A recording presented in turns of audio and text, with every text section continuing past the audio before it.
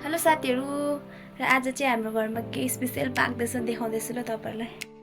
र यहाँ रहेछ माछा, भाइले खोलाबाट मारेर ल्याएको रहेछ। अब यसको पनि माछा फ्राई हुन्छ होला भरे।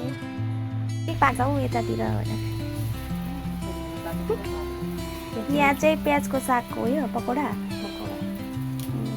प्याजको सागको पकौडा पकाउनु चाहिँ भुटानबाट आउनु भएको यहाँ आन्टी। यता हेर्नु त।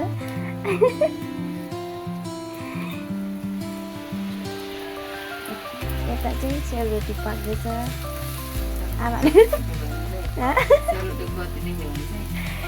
यतिको जानु न गर्नु, म त झन् यति पनि जान्दिनँ। यता चाहिँ रोटी पोल्ने मान्छे अर्कै चेन्ज भएछ। अघि आमा हुन्थ्यो, अहिले फुपू। यता फुपू हाई भनिदिनु फुपू। हाई। यता हेरेर भनिदिनु, अहिले फेरि रोटी होला।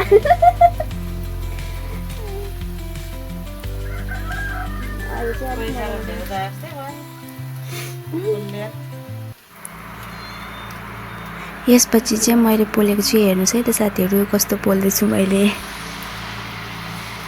पोल्ने हेर्नु कस्तो हुन्छ, कहिले पोलेको छुइनँ।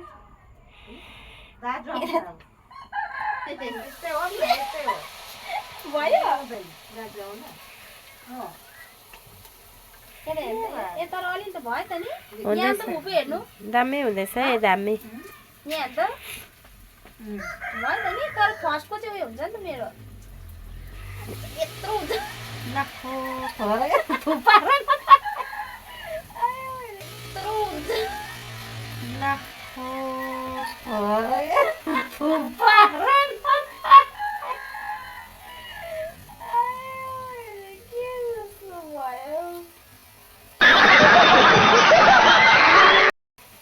कम्ती कम्ती उगाउ न, फर्स्टमा कम्ती कम्ती उगाउ, अलिक हात बस्दै गएपछि अन्त।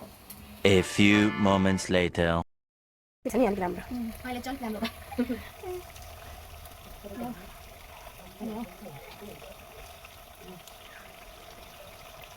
यहाँ अहिले चाहिँ राम्रो।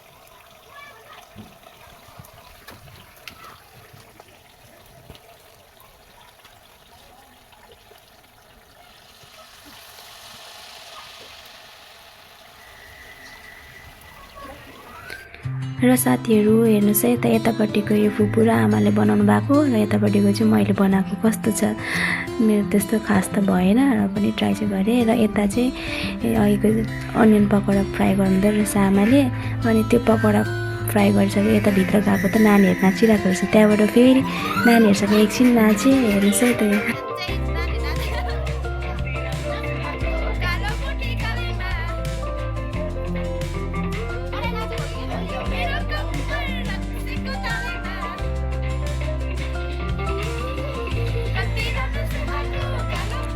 त्यहाँबाट आजको हाम्रो डिनर हेर्नुहोस् है त साथीहरू। यहाँ छ चिकन लेग पिस, यहाँ फिस फ्राई, अनि यहाँ कोकोकोलाहरू, अनि यहाँ छ हाम्रो फिस करी, अनि यतापट्टि छ हाम्रो सुँगुरको मासु। कोकोला सुँगुरको मासु मनपर्छ, ऊ मेरो त फेभरेट हो भन्नुहोस् है साथीहरू।